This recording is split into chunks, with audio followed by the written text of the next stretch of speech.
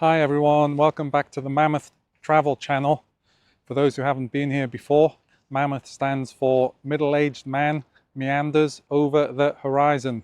And that's what it's all about. I'm not a young, glitzy travel influencer traveling the world first class and visiting exotic tropical islands. I'm just an ordinary bloke, that's a regular guy for my American viewers, who enjoys traveling to interesting places, meeting interesting people and learning interesting history. So if that's what floats your boat too, then why not follow the channel? The first video I put on the channel was my trip to Gibraltar. You can see the link up here. My second video, which is coming up shortly, is to somewhere much more unusual. Still in Europe, but somewhere where probably most people haven't visited, certainly not at the moment, and maybe a lot of people have never even heard of. So if that sounds interesting to you, I hope you'll enjoy the video. Hi everyone, welcome to Warsaw. I've just got off an early morning flight, so I'm a bit knackered. As you can see, there's actually two McDonald's within view here, but I'm not tempted. I'm going to be heading into the city centre to look for a nice Polish brunch and get myself a stiff coffee. Here we go, Polish pelmeni, delicious, looking forward to these. Wow, look at these, amazing.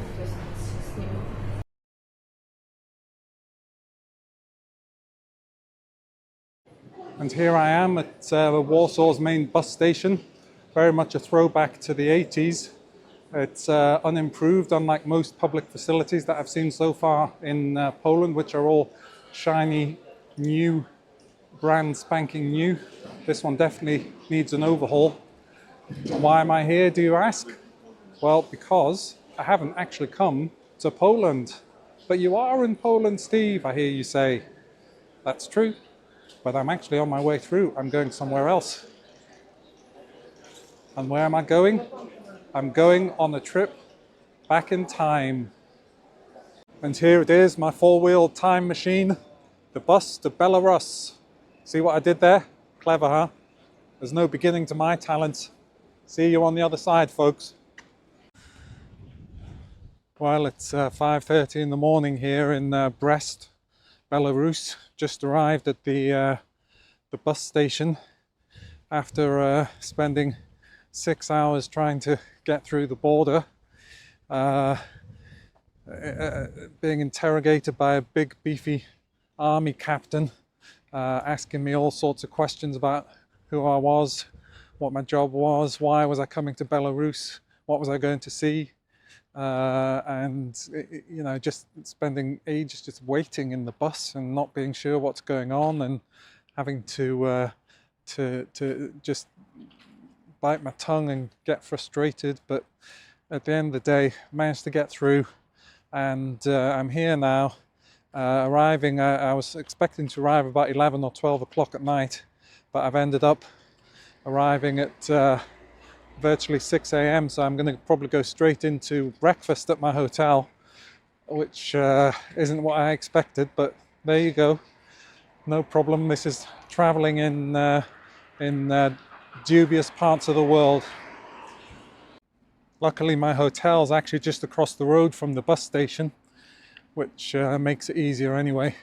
It is pretty cold here. It's probably about 7 or 8 degrees. Could have been worse. In a couple of months' time it'll be 7 or 8 degrees below zero, so can't complain really. It's the end of October, and I'm gonna go get in, get a shower, maybe get an hour's snooze, and then the sun's going to be coming up, and I'm going to have to go out and get myself a massive coffee and try and get through the day, go and see the sights of Brest. So what does 40 euros a night get you at Hotel Bug in Brest, Belarus? Not bad actually. Just a single bed, which is what I asked for. All very clean. A little bit dated maybe, but no problems at all.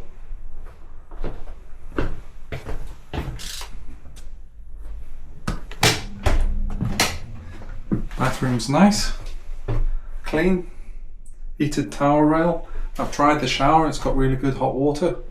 So all in all, pretty good, and you get an excellent breakfast buffet included as well, which is fantastic. So I'm quite happy with that, and it's right next to the train station and the bus station. The only thing is, I'm hoping that it doesn't have either type of bug in the hotel bug, either the bed bugs or the Soviet bugs, because this is the sort of place that it is. So I'm going to be careful what I say, really.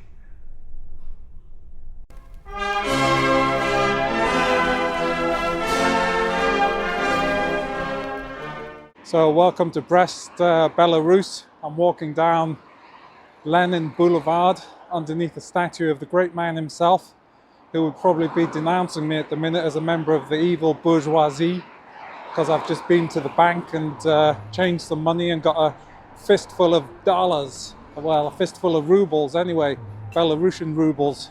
So I'm feeling flush. I'm about to go and see what the rest of this town has to offer.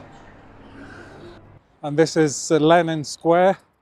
A lot of Eastern European planned cities, Soviet planned cities, had a big square like this, which would be used for parades where the men and women folk and the kids of the city could demonstrate their socialist joy and pride in their city.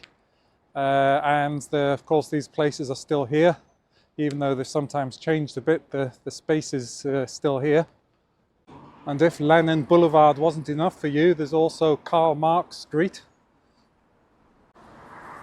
Communist Youth Street, and not forgetting the premier commercial street of the city, it is Soviet Street, below the very impressive St. Nicholas Church with its blue onion domes.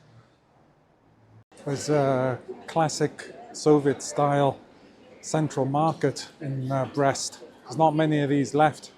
And you can see the amazing roof above it.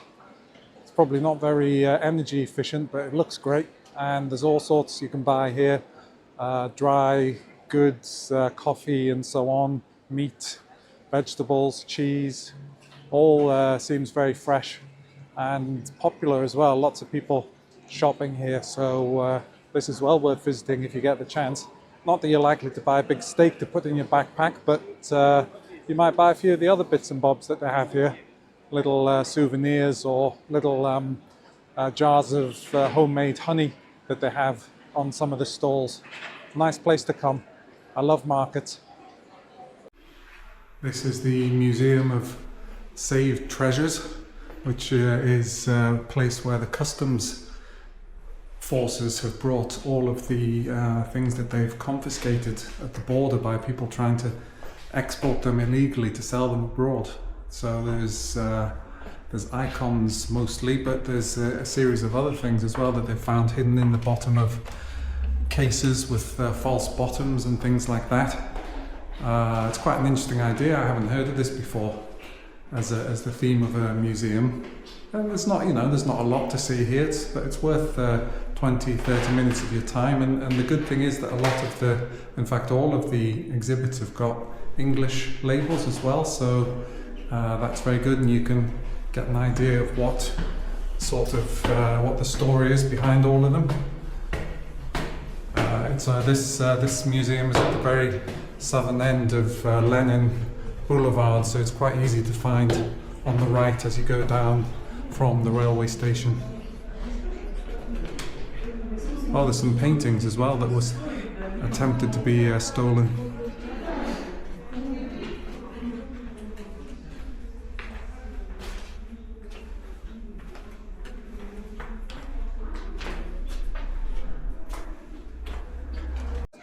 So I'm just walking down the main street of Brest. It seems like it's fairly prosperous, really. It's not too bad. Plenty of shops and people shopping and restaurants and so on. I've been for a light meal. They have pelmeni here in Belarus, just like they do in Poland, but I had some draniki, which is like a potato fried little mini pancakes. I mean, it's pretty basic stuff, but I just had them plain. But you can get them, stuffed with meat and all sorts. So they're a nice light meal, and I had it with a local beer as well, and it only came to €6. 2 dishes and a beer, €6. Food and drink are pretty cheap here in Belarus, even in the cities. A coffee is about €1.50 in a nice cafe, and as I said earlier, my hotel, very decent room, no problem with it at all, and that's €40 single. So really, there's not you know, it's quite a cheap place to visit Belarus, it seems, which is good. And we're now approaching the Belarus cinema and theatre building, which was built on the ruins of the old main synagogue of Brest. There used to be a substantial Jewish population here until World War II, when the Nazis invaded the Soviet Union, and they came here, and unfortunately we know what the Nazis did to the Jewish population wherever they occupied. So the synagogue was burned down, and some years later the Soviet Union, the Soviet authorities built a cinema on the site, and it's still there. So I'm heading back to the hotel now. It's 2 o'clock in the afternoon, and the reason I'm heading back is because I'm absolutely knackered. I had hardly any sleep the night before last because I had an early flight into Poland, and last night I got no sleep at all because we had a terrible border crossing, just so slow. It took 6 hours to get through the border, on top of the bus from Warsaw being delayed leaving the city anyway. So didn't get into my hotel here in Brest until 6 a.m. I managed to snatch an hour's sleep, but effectively I've only had an hour's sleep for each of the last 2 nights. So I'm going to go back now and have a couple of hours kip, and then head back out again this evening and hopefully get a nice long night's sleep tonight. I'm going to go into the hotel now and get some kip. See you later. And this is where I've come in the late afternoon now. It's 5:30, to see the sight of someone coming along every night and lighting up the gas lanterns, which run all the way down the main central shopping street of Brest, Belarus. The time has changed on the little clock there every day to show when he's going to come and start his work, obviously depending on the time of year.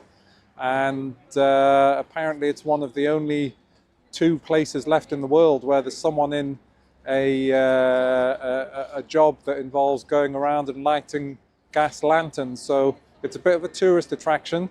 There's a lot of people come and see it every day, so I'm hoping he's going to be turning up in about 10 minutes. And here he comes, surrounded by a crowd.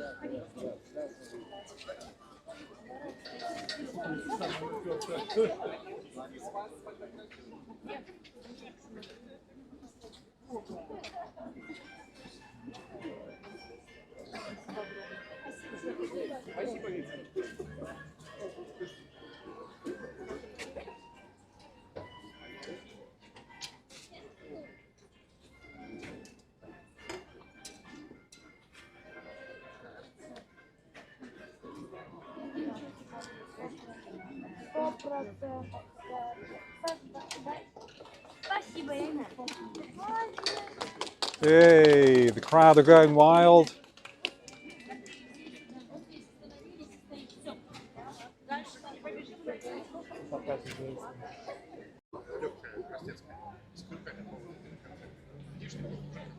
Here goes the last one.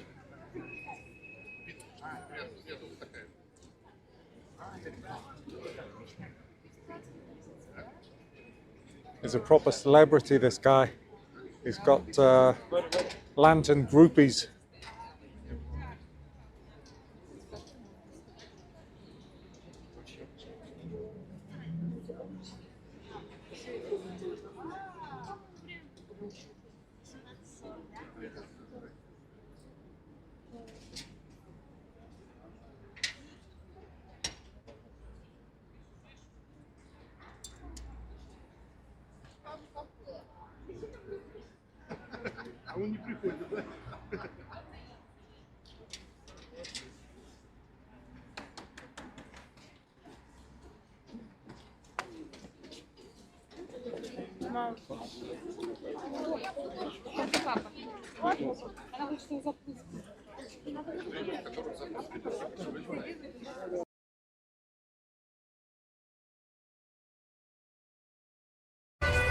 It's Friday night on the main street in Brest.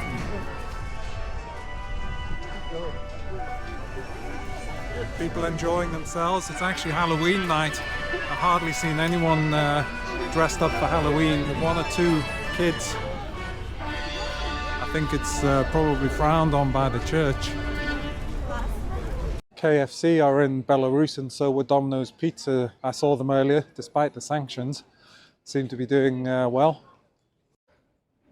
I've enjoyed trying to use my pidgin Russian here in Brest because basically no one speaks English at all. Just a couple of the reception staff in my hotel speak decent English. I've not found anyone else who speaks any English, even young people. So I have had to try and use my Russian, which is, you know, very limited. I mean, I can read the Cyrillic. I've got a, you know, vocabulary, and I don't mind speaking to people. The problem is understanding. So with the lantern lighter, I said to him, "Сколько лет вы это работа?" So how many years have you been doing this work? And I thought he was just going to say a number like Sorok or whatever, which, you know, would be 40 years. But he, I should have realised he jabbered back at me, and I didn't know what he was saying at all. If I'd seen it written down, I might have had a bit of a chance, but no chance there. And I didn't even have the camera running, so I could have gone back to it later and tried to find the answer. So I felt like a right numpty. But it's because this is only my second video, so I haven't really quite got the director's instinct yet, it seems. But anyway, I'm trying my best and quite enjoying actually being able to use my my Russian in a couple of the shops, and you know, it's a nice feeling because I very rarely, if ever, use it otherwise. So what else can I say about Brest? I mean, the food is like in most parts of Eastern Europe, it's heavily meat-based. So I think I've basically had the only dish you can get here, which is vegetarian, which is draniki with plain cream and, you know, no meat in it. I've already had that, so I don't want to have it again. So I'm going to be basically now going to have a pizza, I think, and hopefully there'll be a bit more vegetarian choice there. I'm going to go over to this one that you can see in the distance, which I think looks like possibly like a local business rather than a chain. So I'd like to support that, as I usually do. And I need to spend some money anyway because I've changed too much money into Belarusian rubles, which are useless outside the country. And I changed 50 euros for 2 days because I thought, well, that's, you know, that's about right probably. And I didn't realize, first of all, that cards are able to be used. I'd heard that most Western cards, because of the sanctions, couldn't be used, but actually I found that they can be. Also, I hadn't realized quite how cheap things were, especially eating and drinking is really cheap. So I've got too much money and have a good way that I'm going to spend it. It involves knives and forks.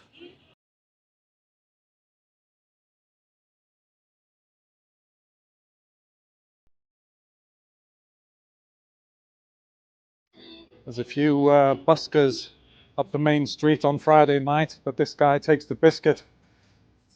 It has to be worth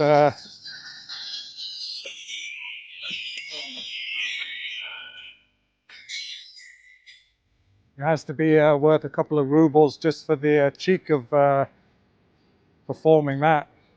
This woman's doing a bit of a better job.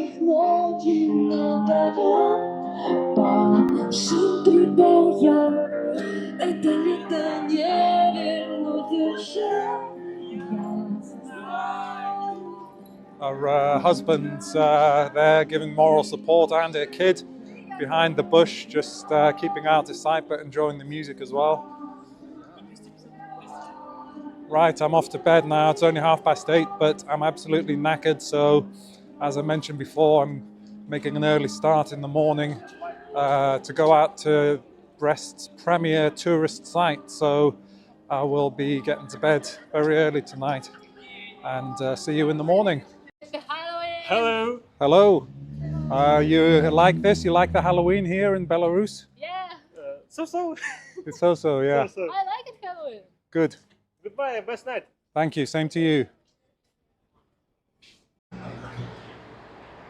It's early. It's 7:30. I've left the hotel and checked out. I left my bag there because I want to get to the fortress, which is the main site in Brest, really, for the sunrise, to get nice photos, hopefully. And I'll show you that in a bit. Unfortunately, at the weekend, the hotel, which is very good otherwise, doesn't start breakfast until 8:30. So I haven't been able to get breakfast. So I'm going to have to come and get something to eat from a bakery and eat that on the way to the fort. Oh, good grief! It's not open till 9. This is no good. There's a lot of places in Belarus. A lot of shops don't open until at 9 o'clock or even 10 o'clock during the week. Even places that you would expect to be open earlier, somewhere get something to eat. All right, okay. Well, press on. Hopefully, I'll find something on the way. Otherwise, I'm going to be very hungry. I'm back in Lenin Square on this sort of misty morning. It's much colder today. It's about 3 degrees at the minute. It will warm up a little bit later. Anyway, here's Lenin giving us good wishes for the day. Hopefully, go forward, Steve. Go forward. Here I am approaching the entrance to the fortress. It's very dramatic.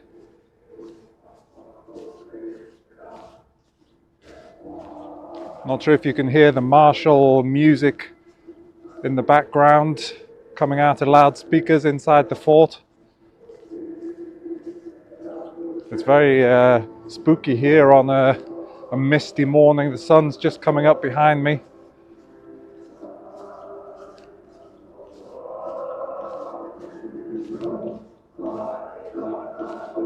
Wow.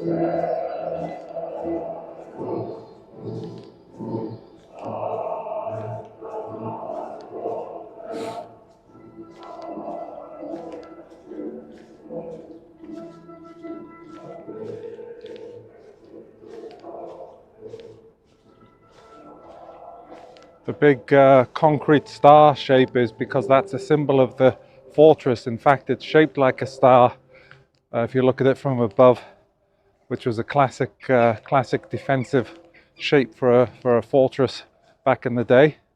So yeah, wow, that was a dramatic entrance. Let's see what this place is like. Here we are at what's pretty much Belarus's most famous monument and most important historical site. It's Brest Fortress, where in 1941 a group of Soviet soldiers held off the Nazi assault in the first days of Operation Barbarossa, where they attacked the Soviet Union, and a group of soldiers here held off the Nazis for a couple of weeks before eventually being defeated. But it's seen as a glorious defeat here, and they held off the Nazis as long as possible in this fortress. And there's a lot of monuments to the deceased soldiers, and of course over here we have the eternal flame, the big 100-meter spire. We have the cities of the former Soviet Union commemorated here, hero cities as they were called, because of their exploits in World War II in holding off the enemy. Leningrad, Volgograd, Kiev, Minsk, and of course the most dramatic is the soldier sculpture above us, which is at least 25 meters high and faces east and commemorates the heroic efforts of the soldiers here in 1941. Чё, чуть назад пошел. Они просто сфоткаться, не бойся. Смены! Стой!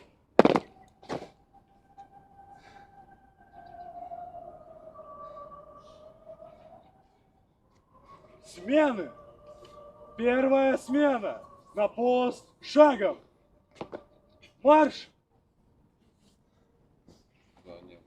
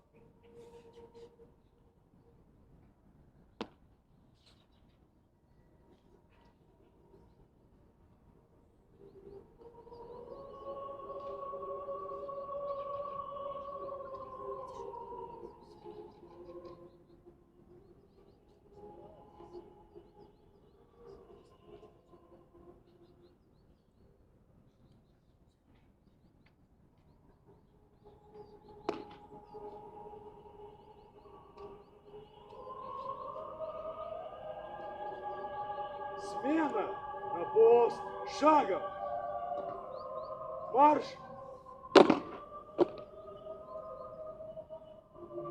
Четвертая смена! Кругом!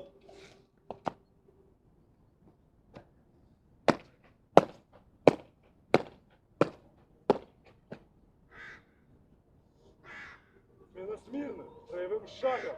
Марш!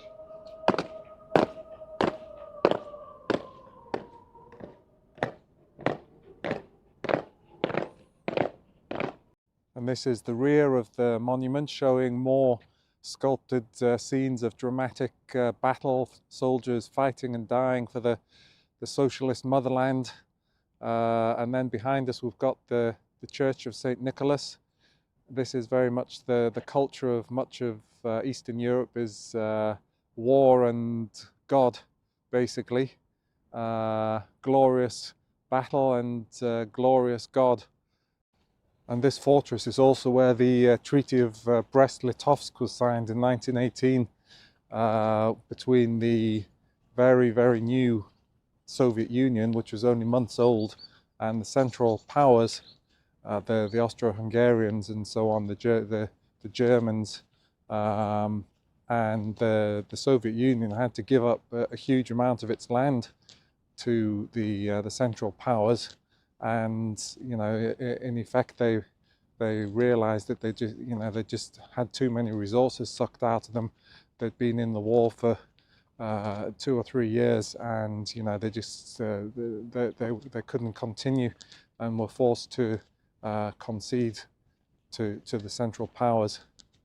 We're walking outside the fortress now along the river Mukhavets, but actually this is the exact point where it meets the river Bug, or the river Bug as it's called here, and the river Bug actually forms the border with Poland for most of its length, but this little section here, the Belarusian territory, takes a little dogleg, and the land on the opposite side of the river Bug is still Belarus. So they, I imagine, probably took that land when Poland was carved up and decimated in its territory at the end of World War II. And they probably took it as a defensive piece of land over there. I mean, the fortress is actually still a military garrison, a lot smaller than it used to be, of course, but I guess it's a very sensitive area, so I better not film too much. Actually, I can see there's some CCTV cameras on the other side of the river. It's probably a bit of a sensitive military spot. And with me working in the railways, I couldn't not visit the Railway Museum here in Brest. It's the last place I'm visiting before I leave, and very impressive. A load of old steam trains and some diesels and carriages and so on. Let's have a little look inside a few of them, eh?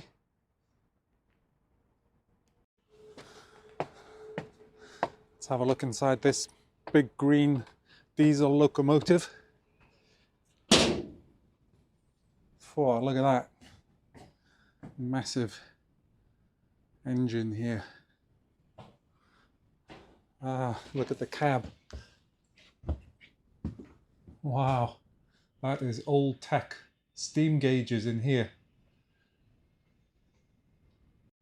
And another massive locomotive here with the Soviet star on the side.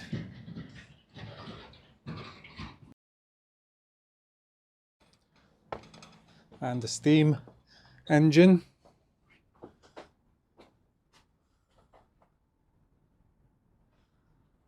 Here's a passenger carriage. Unfortunately, it seems like you can't get in, but this is what it looks like.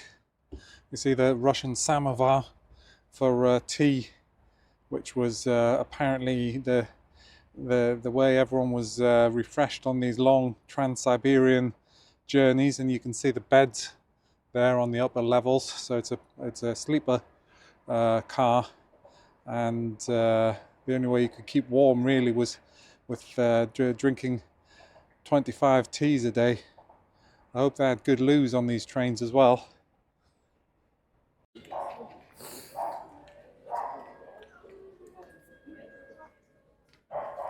Здравствуйте. Можно это СССР с Брежнев? Да, сейчас. Сколько стоит?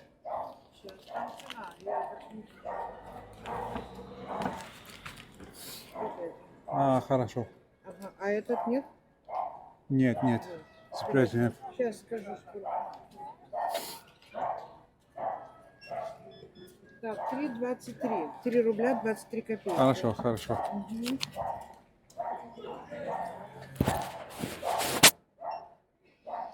Так, 3,23.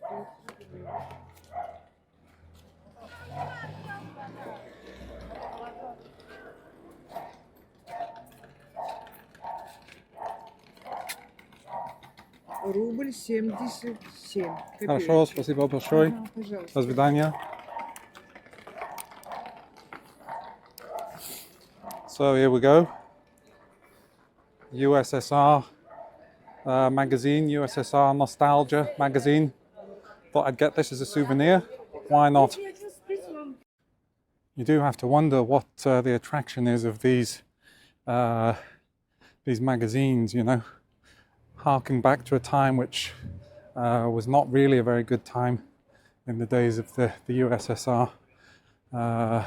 Dictatorship and repression and so on, but I guess, some people, probably older people, still look back on that time as relatively stable and a time where perhaps they had in some cases, better opportunities, albeit much less wealth than they do today.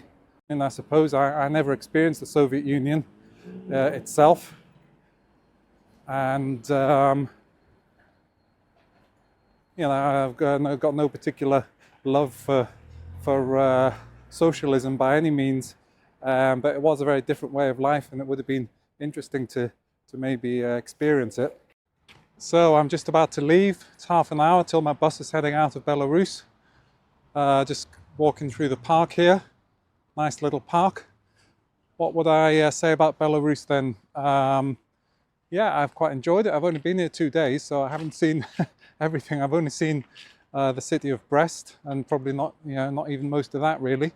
I found it very pleasant. No problems. Everything's clean. Everything works. Things are pretty inexpensive compared to Western Europe, but nice, hearty food. Not so good for vegetarians, but that's okay. And generally, it's been very interesting. I would say, it's definitely worth a couple of days in Brest. It's a real hassle getting across the border at the minute on the bus, but it was worth it anyway.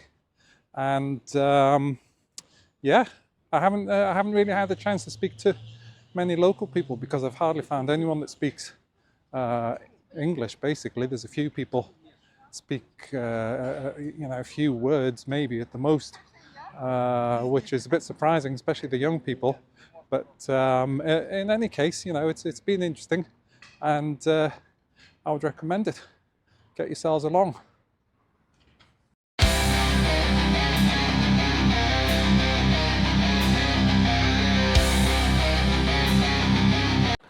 And here I am back in Warsaw at the bus station. What an absolute nightmare of a journey. It's 8 a.m. It's taken us 19 hours to get from Brest, 200 kilometers away. It took 17 hours to get through the border, which was only 3 kilometers. And oh God, it's just been a nightmare. Just constant, just stopping, just going nowhere. And then you move forward 100 meters and you think, yay, it's happening. And then it doesn't. And then, oh God, really, I don't know how anyone does it. This is a problem. I did recommend going to Belarus for a short visit, but in truth, I think I've actually, no, not quite, but I was about to say I may have actually spent more time on the bus than I actually spent in Belarus. I don't think that's quite right, but it's not far off anyway, because it was 8 hours going and 19 hours coming back. And I was only there for 36 hours. So yeah, it's now 8 a.m. just arrived. That's another hotel night that I've paid for and haven't used. In fact, I am going to go to my hotel because I can check out at 12 o'clock. So hopefully they'll let me check in. They're probably going to think I'm crazy. And I can check in, have a shower, have the breakfast, and then go back into town and start getting ready for my flight back to England. So let's see. I managed to get 2 hours sleep, so that'll have to do anyway for tonight, or for today.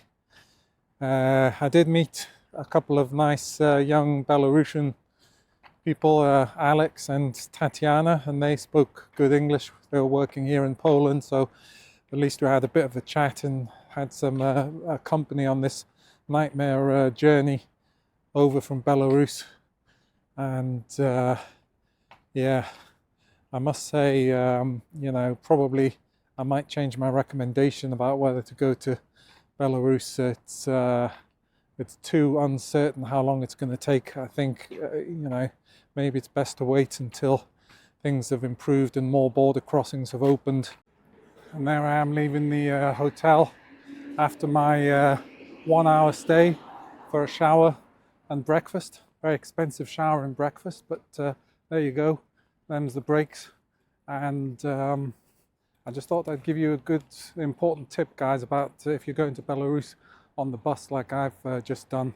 I mean, it was a journey from hell, but it would have been a journey from hella if I hadn't taken a certain step, which is I took a taxi from Brest town centre straight to the head of the bus queue. There was a massive line of buses, and the taxi took me straight to the head of the queue, and I asked a couple of bus drivers if they had spare spaces, and one of them did, and I got right to the head of the queue.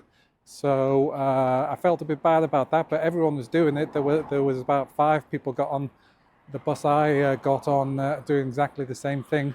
Of course, the bus drivers didn't do that out of the kindness of their heart. 50 euros was the going rate. It was a nice money earner for the bus drivers, but a lifesaver for the travellers and the passengers, because if I hadn't done that, I would have still been probably on the Belarus side of the border. It would have been at least 18 hours longer, the trip. It would have been probably 36 hours in total to get across the border, and that's just crazy, you know. I just would never have wanted to do that. So in case you're wondering why I didn't get any footage of the journey from hell, basically most of it was spent hanging around border posts, and border guards definitely don't like photos being taken and videos, and I definitely wasn't going to risk that when one of those borders was Belarus. I did manage to get a couple of photos of the trip anyway here.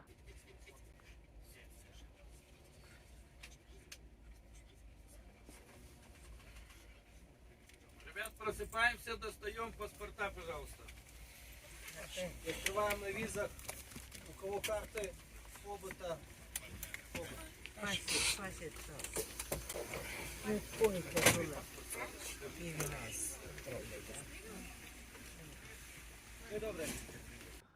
And also it was quite interesting on the Belarus border side. They had all these propaganda posters up attacking the EU and so on. So here's one of those. It was a bit pathetic, really, but I'm sure most of the people going past knew that it was rubbish. But you know, that's propaganda for you. Everyone knows it's rubbish, but they have to listen to it. Right, I've just been to the left luggage here at the central station in Warsaw and collected my passport, the one that I need to get back into Britain, the British passport. And you're probably wondering why I left it in left luggage in Warsaw for 3 days whilst I went to Belarus. Well, the reason is because it has Ukraine stamps in it, and they don't like that very much in Belarus. So I thought I'd better leave it here. It cost me about 4 or 5 euros per day for a small little bag that I put it in, and it seems to have worked really well. I did get asked about Ukraine at the Belarus border by the guards in a separate interview room. They took me to one side, as I mentioned. I wasn't able to say all of this before I left Belarus because I wasn't sure if they would be checking my footage on my phone. It's the sort of thing which that sort of place doesn't really like, people wandering around taking videos, and I thought they might check it all before as I was leaving the country. So I couldn't make any mention of Ukraine whatsoever. I went last year and did some volunteering there to help people, and you know, that was something that I had to be very careful of when I went to Belarus. So I'm just coming into Warsaw Central Station again, ready to catch my train to the airport.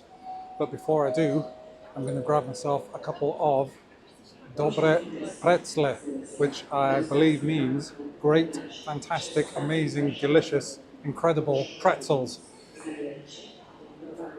And here they are. Oh, they look fantastic, I guess. So here I am back at the airport, about 80 hours after I last left it. So that's 3 nights I've been away and 3.5 days, and I've actually only slept one of those nights. So I'm absolutely knackered. It's been a tiring trip. I'm getting a little bit old for this sort of stuff, but you know, I do find it exciting and interesting to go places I haven't been before and meet people. I met some nice people on the bus both ways into Belarus, and saw some interesting stuff. And you know, despite it being tiring, it was definitely an adventure. So I bet you thought you got rid of me, eh? Afraid not. I'm here in Amsterdam Schiphol Airport on my 3-hour layover for my connection back to the UK. I will talk a bit about the dilemma of whether to go to Belarus or not, and it's something that you know, I did have to wrestle with a little bit, because of course I'm no fan of dictatorships, and you know, I am definitely on the side of Ukraine in the ongoing conflict, and you know, I did have to think about whether I wanted to go to Belarus. The reason I wanted to go in the first place is because I've got a mission, and it's a mission I have accepted, to visit every country in Europe, and I've been trying for the last few years, and I've only got 6 left after Belarus. So hopefully I'll be able to show you some of those in future videos. But back to the story here. I mean, I decided ultimately that I could square it with my conscience to visit Belarus for a day and a half, and for my mission, and not go any further. I would like to go back to Belarus. As I say, it was friendly. It was, the people were friendly. The food was okay. It was good. There was plenty to see, and it was inexpensive. So, in some ways, it's a good place to visit. But I won't be going back for a longer visit until the situation has changed there, which I'm confident will be in the not too distant future. But you have to think about it yourself and make your own mind up what you want to do, obviously with your own conscience. I hope that the video that I have shot for you has helped you to realize what it's like there, and helped you to decide whether you feel that you want to go. Okay, so I'm definitely signing off this time, and keep heading for the horizon.